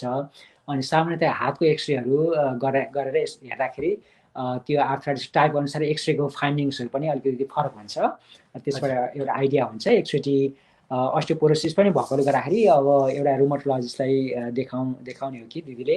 हजुर धन्यवाद डाक्टर साहब। यहाँ एउटा खालि उत्तर मत दिनु, हामीसँग समय कम छ। अब हामी कार्यक्रमको 2-3वटा प्रश्न गर्छौँ। डाक्टर लेस कुमार जी नेपालबाट हो कि युएसए को कुन स्टेटमा हुनुहुन्छ, जानकारी दिनुहुन्छ कि भनेर एकपल्ट भनिदिनु डाक्टर साहब। ए म मेरो घर चाहिँ म चाहिँ नेपालको धादिङबाट हो र मैले मणिपालबाट पोखराबाट चाहिँ एमबिबिएस गरेर म चाहिँ 2006मा यहाँ आएको। र अहिले चाहिँ म फ्लोरिडा स्टेटको चाहिँ यो ट्यालाहासी भन्छ, यो चाहिँ स्टेट क्यापिटल हो। यसमा चाहिँ म कार्यरत छु, करिब 7-8 वर्ष जति भयो यहाँ कार्यरत भएको यही हस्पिटलमा। हजुर हजुर धन्यवाद डाक्टर साहब। अब हामी अलिकति 2-3वटा प्रश्नलाई गरौँ, किनभने हामी 45 मिनट भइसकेको छ। हामी अलिकति त्यसरी जाउँला। अब त्यसो भए भने यो विभिन्न प्रकारका बाथ रोगहरूलाई चाहिँ कसरी उपचार गर्ने, छोटोमा डाक्टर साहब? हजुर अब यो किनभने लामो भन्दा पनि छोटोमा उपचार गर्ने हो, त्यो छोटकरीमा चाहिँ अब अस्टियोआर्थराइटिस जुन हड्डीहरू खिएर वेयर एन्ड टियर खालको हुने समस्याहरूको लागि त अब सुरुमा चाहिँ ओभर द काउन्टर मेडिकेसनहरू जस्तै त्यही आइबुप्रोफेन अथवा टाइलेनोलहरू, सिटामोलहरू त्यस्तो खान सकिन्छ सुरुमा। अनि त्यसपछि यो फिजिकल थेरापीको नि एकदम रोल हुन्छ यसमा चाहिँ। फिजिकल थेरापी, अकुपेसनल थेरापी भनिन्छ, त्यस्तै यो स्ट्रेचिङ योगाहरू भयो। अनि यहाँ चाहिँ काइरोप्र्याक्टरहरू भन्ने पनि हुन्छ। अनि त्यसपछि अब यो जोइन्ट इन्जेक्सनहरू पनि गर्छौँ हामी कतिपय जोइन्टहरूमा, जस्तै घुँडाहरूमा, सोल्डरहरूमा चाहिँ, अनि हातमा खुट्टामा विभिन्न जोइन्टहरूमा स्टेरोइडको इन्जेक्सन गरेर एभ्री 3-4 महिनामा इन्जेक्सनहरू पनि गर्न सकिन्छ। अनि त्यसपछि त्यस्तो सामान्य यस्तो गर्दाखेरि भएन भनेदेखि चाहिँ त्यसपछि चाहिँ अब अल्टिमेटली अर्थोपेडिक सर्जरी कहाँ जान सकिन्छ। उहाँहरूले चाहिँ आर्थ्रोस्कोपिक सर्जरी भन्छ, त्यसमा चाहिँ क्लिनिङहरू गर्ने अनि त्यसको जोइन्ट रिप्लेसमेन्ट गर्ने, फ्युजन गर्ने विभिन्न खालको टेक्निकहरू हुन्छ। त्यसपछि अब इन्फ्लेमेटरी आर्थराइटिस छ भने चाहिँ मैले अघि भने जस्तै अटोइम्युन डिजिजसँग रिलेटेड छ भने चाहिँ अब त्यही अब over the counter medication steroid भयो, त्यसको इम्युनोसप्रेसिभ मेडिकेसन भन्छ। त्यहाँ चाहिँ 10औं-20औं थरीको विभिन्न खालको इम्युनोसप्रेसिभ मेडिकेसन हुन्छ, जसको रोल भनेको चाहिँ हाम्रो शरीरमा चाहिँ इन्फ्लेमेसनलाई कम गर्नु हुन्छ। त्यसपछि अब क्रिस्टलसँग रिलेटेड आर्थराइटिस छ, जस्तै गाउटहरू छ भनेदेखि चाहिँ युरिक एसिड लेभल घटाउने खालको औषधिहरू हुन्छ। त्यस्तै डाइटहरूमा चाहिँ अब रातो मासु भयो, अनि अल्कोहलहरू भयो, त्यसपछि सेलफिस, श्रिम्प्स भन्छ। अब यिनीहरूलाई चाहिँ कम गर्नुपर्ने हुन्छ, किनभने रातो मासुहरूमा चाहिँ यिनीहरू प्युरिन कन्टेनिङ डाइट भन्छ, यसले चाहिँ युरिक एसिड मात्रा बढाउन सक्छ, त्यसले गर्दाखेरि यिनीहरूलाई कम गर्नु राम्रो हुन्छ। र त्यसपछि अर्को चाहिँ अब पानी, जतिसक्दो पानी पिउँदाखेरि पनि युरिक एसिडहरू चाहिँ पिसाबको माध्यमबाट चाहिँ बाहिर गइरहेको हुन्छ। र त्यसपछि अब इन्फेक्सनसँग रिलेटेड खालको आर्थराइटिस छ भने चाहिँ एन्टिबायोटिकहरू, जुन नसाबाट एन्टिबायोटिकहरू अथवा एन्टिफङ्गल मेडिकेसनहरू हुन्छ, तिनीहरू दिएर चाहिँ ट्रिट गर्नुपर्ने हुन्छ। डाक्टर साहब यो छोटोमा मात्रै उत्तर दिनु होला। हामी भनेपछि यो युरिक एसिड भनौँ न, जो बाथरोग भएका मान्छेले जौ मदिरा भनेको बियर, नेपालीमा जौ मदिरा भन्छ, जौ मदिरा चाहिँ खानु भएन है डाक्टर साहब? हो, यसले चाहिँ बियरले चाहिँ जौ मदिरालाई चाहिँ एकदमै बढाउँछ युरिक एसिड। यसमा चाहिँ एकदमै हाई एमाउन्ट अफ प्युरिन हुन्छ, यसले चाहिँ युरिक एसिड बढाउँछ। र कति धेरै बिरामीहरूले चाहिँ बियरहरू खाएपछि, ड्रिङ्क गरेपछि अब भोलिपल्ट चाहिँ मध्यरातिमा जनरल चाहिँ बिहान पख अनि त्यो गाउट फ्लेयर भएर चाहिँ अब जस्तै विशेष गरी चाहिँ खुट्टाको बुढी औँलामा चाहिँ एकदम रातो हुने, दुख्ने, तातो हुने, त्यस्तो भएर चाहिँ उठिरहेको हुन्छ भन्ने। यो औषधिहरूको नि बाथरोगका औषधि लिइसकेपछि त्यसका प्रतिकूल असर भनेको साइड इफेक्टहरू के हुन्छन् छोटोमा डाक्टर साहब? हजुर, अब यसमा चाहिँ अब यो सिटामोल भन्दा पनि यो आइबुप्रोफेन खालको औषधिहरूले चाहिँ पेटहरूमा अल्सरहरू गर्न सक्छ, ब्लिडिङहरू गर्न सक्छ, धेरै समस्या, लामो समस्या रेगुलर रूपमा खाइराख्यो भने यसले चाहिँ किडनीहरू अथवा मृगौलामा पनि असर गर्न सक्छ। त्यसो मुटुहरूमा चाहिँ जुन हार्ट एट्याकहरू गराउने रिस्कहरू बढी हुन्छ। त्यसपछि अर्को हामी अब स्टेरोइड युज गर्छौँ, प्रेडिसन मैले अघि भने, स्टेरोइडहरूले चाहिँ वेट गेनहरू गराउने, एपिटाइट बढाउने, यसले डायबिटिज गराउने, कोलेस्ट्रोल बढाउने, इन्फेक्सनको रिस्कहरू बढी गराउने, अस्टियोपोरोसिस भन्यो अघि, अस्टियोपोरोसिस गराउने, ग्लाउकोमा, क्याट्र्याक्ट, यस्तै खालको धेरै समस्याहरू गराउँछ। त्यसपछि अब इम्युनो सप्रेसिभ मेडिकेसनहरू ले चाहिँ धेरै जस्तो रिस्क भनेको जब हाम्रो इम्युन सिस्टम डाउन हुन्छ त्यस इन्फेक्सन रिस्क बढी हुन्छ। जस्तै अहिले कोरोनाको बेला भइरहेछ, कोरोनाको इन्फेक्सन र कोरोनाको कम्प्लिकेसनहरू बढी हुने, त्यस्तै कुनै पनि भाइरल, ब्याक्टेरियल जेसुकै इन्फेक्सन भयो भने त्यससँग डिफेन्ड गर्ने हाम्रो क्षमता कम भएपछि त्यसबाट चाहिँ त्यसले चाहिँ कम्प्लिकेसन हुने चान्स बढी भयो। त्यसपछि मुटु रक्तनलीसँग रिलेटेड अथवा समस्याहरू बढी हुनुभयो। लिभरहरूलाई, कलेजोलाई पनि असर गर्न सक्ने हुन्छ। हजुर, कतिपय क्यान्सर हजुर, किनभने हामी अलिकति द्रुत गतिमा भनेको हवाई जहाज मतलब भनौँ न ठुलै विमानमा उडिरहेको छ, किनभने अनि त्यसो भए नि यो हाम्रो पातका निर्मूलनलाई रोकथाम गर्नलाई र उपचार गर्नको लागि चाहिँ आहार भनेको यो डाइट भन्छ नि, सन्तुलित आहारहरूको, कसरतहरूको, जीवनशैली, तिनको भूमिका कस्तो हुन्छ छोटोमा डाक्टर साहब? एकदमै महत्त्वपूर्ण हुन्छ। यो बाथरोग मात्र नभइकन मेरो बुझाइमा चाहिँ हाम्रो जुनसुकै रोगमा पनि यो हाम्रो आहार विहार भनेको एकदमै महत्त्वपूर्ण भूमिका हुन्छ। त्यो चाहे क्यान्सर होस्, चाहे मुटु रक्तनलीसँग रोग होस्, चाहे जेसुकै पनि। र मेरो अहिलेसम्म बुझाइमा चाहिँ सामान्यतया भन्दाखेरि चाहिँ अलिकति कम खाने, किनभने हाम्रो खानेकुरा अलिक बढी भइरहेको छ, किनभने हाम्रो एक्टिभिटिजहरू कम भइरहेको हुन्छ। र त्यसपछि कम चिन्ता गर्ने, किनभने यो स्ट्रेसले पनि धेरै कुराहरू, धेरै समस्याहरू हामीलाई क्रिएट गरिरहेको हुन्छ। जब जति हामी मोडर्नाइजेसन भइरहेको छ, जति हामी चाहिँ अलिक बढी मटेरियल ओरिएन्टेड भइरहेका छौँ, त्यो मटेरियलिस्टिक भइरहेका हुन्छौँ। अनि त्यो हुँदाखेरि चिन्ता कम गर्ने र बडीलाई चाहिँ, हाम्रो शरीरलाई चाहिँ बढी चलाउने कुरा चाहिँ एकदम इम्पोर्टेन्ट हुन्छ। जस्तो चाहिँ फिजिकल एक्सर्साइज भनेको जुनसुकै तरहको चाहिँ आफ्नो उमेर र आफ्नो चाहिँ एउटा इच्छा अनुसारको, जस्तै योगा गरे पनि, स्ट्रेचिङ गरे पनि, रनिङ गरे पनि, जिम गए पनि, यो फिजिकल एक्सर्साइज गरेर वेटलाई मेन्टेन गर्ने। र आहार विहारमा चाहिँ मेन चाहिँ अलिकति प्लान्ट बेस्ड डाइटलाई चाहिँ अलिक बढी फोकस गर्ने हो कि गर्दाखेरि राम्रो हुन्छ कि जस्तो लाग्छ। र एनिमल प्रडक्टहरूमा जस्तै स्याचुरेटेड फ्याट भनिन्छ, जुन चाहिँ अलिकति हाम्रो चाहिँ एनिमलहरूको फ्याटहरूमा, मासुहरूमा पाइने फ्याटहरू भयो, इभन रातो मासुहरू पनि एकदम धेरै मात्रामा, अब इन मोडरेसन त अब ठिकै होला, तर धेरै मात्रा त्यस्तो सेवन नगर्ने। तर मेन चाहिँ फ्रुट्स र भेजिटेबल्सहरू र निद्रा एकदमै महत्त्वपूर्ण कुरा जस्तो लाग्छ। जति हाम्रो निद्रा, जति हाम्रो एक्सर्साइज जति इम्पोर्टेन्ट हुन्छ, त्यति निद्रा पनि एकदम इम्पोर्टेन्ट कुरा जस्तो हुन्छ जस्तो लाग्छ। त्यही नै हो जस्तो लाग्छ। हजुर, यो बजारमा नि नेपालीमा चाहिँ यो फास्ट फुडलाई चाहिँ होइन पत्रु खाना भन्छ नेपालीमा चाहिँ, होइन यो शीघ्र खानामा नि जो तेलहरू लगाएको हुन्छ, हामी त्यो होइन के अरे भनौँ न आलु तारेकोहरू विभिन्न किसिमका खान्छ नि, त्यस्ताले गर्दाखेरि पनि हामीलाई त्यो यो त बातमा कतै असर पार्छ कि पार्दैन खानपिनमा डाक्टर साहब यो? अवश्य पनि पार्छ जस्तो लाग्छ त्यो तपाईँको इभन डाइरेक्ट कोरिलेसन डाइरेक्टली हेर्दाखेरि नहोला तर हाम्रो शरीरको मैले अघि नै भने इम्युन सिस्टम भनेको एकदमै जसको इम्युन सिस्टम हामीलाई जस्तै कोरोना लाएर हामी मर्ने होइन कि जसको इम्युन सिस्टम कम हुन्छ अथवा इम्युनिटी कम हुन्छ ऊ चाहिँ मर्ने हो त्योसँग डिफेन्ड गर्न नसके त्यो हो त्यो हुँदाखेरि हाम्रो इम्युनिटीलाई चाहिँ कमजोर गर्ने कुराहरू भनेको स्ट्रेस भयो त्यसपछि यो फ्याटहरू सुगर सल्ट त्यो जुन सुगर एकदम धेरै चिनीहरू धेरै सुगर चिनी खाइरहेको हुन्छ त्यो सुगरले पनि इन्फर्मेसनलाई ट्रिगर गर्छ भन्छ इन्फर्मेसन गराउँछ त्यसो सल्टसँग रिलेटेड खालको अब जस्तै हाई ब्लड प्रेसर भयो त्यो हार्ट एट्याक कुराहरू भयो सबै कुराहरू भयो अनि स्याचुरेटेड फ्याट जति एनिमल फ्याटहरू हुन्छ त्यसले चाहिँ कोलेस्ट्रोलहरू बढाउनेदेखि त्यसले चाहिँ इन्फर्मेसनलाई पनि ट्रिगर गर्ने हुन्छ जब हाम्रो इन्फर्मेसन चाहिँ ट्रिगर भएपछि त्यसपछि हामीलाई जुनसुकै अटोइम्युन डिजिजहरू क्यान्सर हार्ट डिजिज सबै त्यसबाट नै सुरु हुने हो त्यसले गर्दाखेरि चाहिँ फास्ट फुड चाहिँ जति हामी प्रकृतिसँग अथवा नेचरसँग जति नजिक हुन खोज्छौँ भनेको जति हाम्रो गाउँघरमा जस्तै गाउँमै उमारेको फलफुलहरू ताजा साग सब्जीहरू एकदमै त्यो ढिकीमा कुटेको हुन्छ त्यस्तो चामल जति नेचर भन्छ त्यो भनेको बढी नेचुरल भयो नि त्यस्तै अब गाउँघरमा एकदम फिजिकल एक्सर्साइजहरू बढी हुन्छ अनि जति हामी प्रकृतिसँग नजिक हुन खोज्छौँ त्यो चाहिँ एकदमै स्वास्थ्य जस्तो लाग्छ जति हामी अलिकति आर्टिफिसियल क्रिएट गर्छौँ विभिन्न ड्रिङ्क्सहरू भयो विभिन्न खालको डोनट्सहरू विभिन्न खालको खानेकुराहरू अनि चक्लेटहरू भयो अब यिनीहरू चाहिँ अब मेरो विचारमा चाहिँ त्यो हेल्थी होइन जस्तो लाग्छ त्यो चाहिँ हामीलाई डिजिज गराउँछ डाक्टर साहब अब मेरो दुईटा मात्रै प्रश्न छ त छोटोमा उत्तर दिनु होला त्यसपछि हामी कार्यक्रमबाट हामी चाहिँ पोका 15 सहित हामी आफ्नो लाग्छबाट लाग्छौँ डाक्टर साहब अब यो चिकित्सकहरूले नि तपाईँहरूलाई भनेको तपाईँ जस्तो विशेषज्ञता होइन रुमाटोलोजिस्ट चिकित्सकहरूलाई चाहिँ कुन अवस्थामा चाहिँ तपाईँहरूलाई यो प्राथमिक चिकित्सकहरूले चाहिँ तपाईँहरूलाई चाहिँ सिफारिस गर्छन् एउटा र कसरी चाहिँ सदैव स्वास्थ्य रहने यी दुईटा विषयमा भनिदिनु डाक्टर साहब हजुर अब यो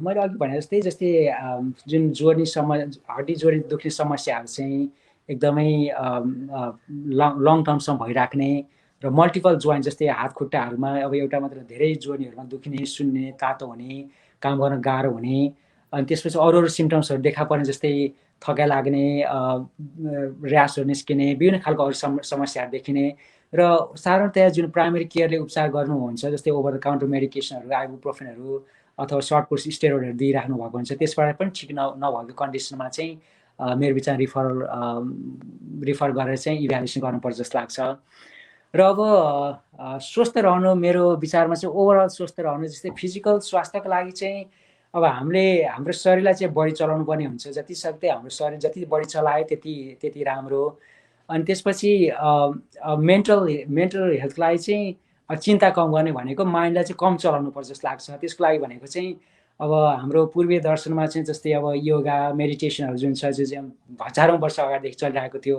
जुन एउटा चाहिँ ट्रेडिसन जुन परम्परा हो त्यसलाई चाहिँ त्यो गर्न सकेदेखि हाम्रो अलिकति माइन्ड मेन्टल चाहिँ काम हुन्छ कि जस्तो लाग्छ जुन चाहिँ अहिले वेस्टर्न सोसाइटीमा त्यो आइरहेको देखिन्छ तर त्यसलाई चाहिँ व्यवहारिक रूपमा हामीले त्यसलाई चाहिँ चलाउनु गर्न सक्नुपर्छ जस्तो लाग्छ र त्यही र निन्द्राहरूलाई अलिकति निन्द्रालाई पनि एकदमै त्यसलाई चाहिँ ध्यान दिनुपर्छ जस्तो लाग्छ र अरू कुरो चाहिँ खानेकुरामा चाहिँ जति चाहिने हो त्यति नै किनभने हाम्रो अब फिजिकल एक्टिभिटी छैन र अलिकति खानेकुरा मात्र चाहिँ बढिरहेको छ किन हामीलाई बढी एभाइलेबिलिटी भइरहेको छ अहिले पर्याप्त छ अहिले चाहिँ जुनसुकै सिजनमा जेसुकै पनि पाइन्छ त्यसले गर्दाखेरि चाहिँ खानामा चाहिँ कम गर्ने चिन्ता कम गर्ने र बडीलाई चाहिँ बढी चलाउने त्यही नै हो जस्तो लाग्छ जस्तो यो सोधिहालेँ यो हार्ट जोर्नी दुखेपछि अब रोग लागेपछि चाहिँ यो फलफुलमा जस्तै अब फलफुलमा पनि त्यस्तै के हुन्छ जस्तै केरा खानु हुन्छ कि हुँदैन जस्तै मेवा खानु हुँदैन जस्तै अङ्गुर खानुपर्ने हो कि अब त्यस्तो किसिमको त्यस्तो आँपहरू त्यस्तो केही छ र डाक्टर साहब यो त्यसमा अब हजुर नेपालमा चाहिँ अब यस्तो अब हाम्रो गाउँघरमा चाहिँ यस्तो खुबै सुनिन्छ तर हामी चाहिँ त्यस्तो रेकमेन्ड गर्दैनौँ हामी चाहिँ फलफुल सागसब्जी चाहिँ जुनसुकै खाँदा नि हुन्छ भन्छौँ अब मैले अघि भने जस्तै अब गाउट भएको बिरामीहरूलाई चाहिँ त्यो रातो मासु त्यसपछि जुन झिँगे मासु जुन श्रिम भनिन्छ त्यसपछि सेलफिस भयो त्यसपछि अल्कोहल भयो इभन हनी त्यो मह पनि एकदम धेरै मात्रामा खाँदाखेरि त्यसमा जुन फ्रक्टोज भन्ने हुन्छ त्यसमा चाहिँ त्यसले पनि युरिक एसिडको लेभल बढाउँछ। र अर्को कुरो गोलभेडा जुन टोमेटो हुन्छ त्यसले पनि अलिकति कतिपय बिरामीहरू चाहिँ पिज्जा खाएपछि पनि कतिलाई चाप्छ भन्छन्, त्यो गोलभेडालाई पनि त्यसले पनि युरिक एसिड बढाउँछ। नत्र भने ओभरअल चाहिँ अब त्यो विभिन्न खालको अब कतिपय मान्छेहरूले यो नाइट सेड प्लान्ट्सहरू भन्छ जुन इन्फ्लामेटरी फुडहरू भन्छ, विभिन्न खालको जस्तै भेन्टाहरू भयो, भिन्डीहरू भयो, यस्तोले चाहिँ अब ट्रिगर गर्छ भन्छ। तर अब एलोप्याथिक मेडिसिन त्यस्तो एकदमै इस्टाब्लिस चाहिँ भइसकेको छैन। तर यसो मतलब अब त्यो राइट होइन, त्यो चाहिँ हुँदै होइन, त्यो चाहिँ भन्न सकिँदैन। किनभने यदि व्यक्तिगत रूपमा त्यो खाएर त्यो समस्या हुन्छ भने चाहिँ म चाहिँ त्यो एभोइड गर्न नै सल्लाह दिन्छु, किनभने हरेक मान्छेको शरीर फरक हुन्छ। हजुर हजुर, दर्शक महानुभावहरू, तपाईँहरू 1 घन्टासँग हामीसँग जोडिनुभयो, धेरै जिज्ञासा राख्नुभयो। यहाँहरूलाई ई नेप्लिजको तर्फबाट मुरी धन्यवाद दिन चाहन्छु। र आज पनि हाम्रो लेस कुमार श्रेष्ठ जो होइन बाथरोग विशेषज्ञ हुनुहुन्छ, रुमाटोलोजी अङ्ग्रेजीमा भनिन्छ, हुनुहुन्छ फ्लोरिडाबाट पहिलोपटक ई नेप्लिजमा चाहिँ जोडिनुभयो। अब तपाईँहरूको लागि हरेक महिनामा विभिन्न विषयमा अन्य अर्को पटक हामी अर्को विषयमा हामी कुरा गर्छौँ, किनभने आज चाहिँ समग्रमा यो कुरालाई हामीले हेरिदिउँ, त्यस विषयमा कुरा गर्नुहुन्छ। डाक्टर साहब, जाँदै केही भन्न चाहनुहुन्छ आफ्नो दर्शकहरूलाई, आफूलाई तपाईँलाई माया गर्ने तपाईँका शुभचिन्तकहरू अब यी नेप्लिजमा जोडिसक्नु भएको छ चिकित्सकहरूलाई, तपाईँलाई भोलिको दिनमा पनि प्रश्नहरू केही गरिरहनुहुन्छ। धेरैजनाले यहाँ सारा दिदीले धन्यवाद, गुड इन्फर्मेसन दिनुभएकोमा भनेर सबैले प्रशंसा गर्नुभएको छ। जाँदै डाक्टर साहब केही भन्न चाहनुहुन्छ? हजुर, छोडकरीमा किनभने अहिलेको एक्टिभ इस्यु भनेको यो कोभिड-19 भएकोले गर्दाखेरि त्यसमा बाथरोगसँग म दुई शब्द बोल्न चाहेँ। कुनै पनि जस्तै अटोइम्युन बाथरोगसँग रोग चाहिँ हाम्रो इम्युन सिस्टमलाई चाहिँ डाउन गर्ने र कमजोर गराउने भएकोले गर्दाखेरि यदि त्यस्तो जस्तै रुमेटोइड आर्थराइटिस, लुपस त्यस्तो अटोइम्युन आर्थराइटिस भएको बिरामीलाई चाहिँ कोभिड-19 भयो भनेदेखि त्यसले चाहिँ डेथ हुने चान्स बढी हुन्छ अरू बिरामीको कम्पेयरमा, नभएको बिरामीको कम्पेयरमा तुलनामा। त्यसले गर्दाखेरि चाहिँ म चाहिँ यो भ्याक्सिन लगाउने कि नलाउने भन्ने पनि कतिपय चाहिँ एउटा चासो हुनसक्छ। म सबै मेरो बिरामीहरूलाई चाहिँ भ्याक्सिन लगाउन रेकमेन्ड गर्छु। इभन अहिले त बुस्टर डोज पनि आइरहेको छ फाइजरको, त्यो पनि लगाउन म रेकमेन्ड गर्छु।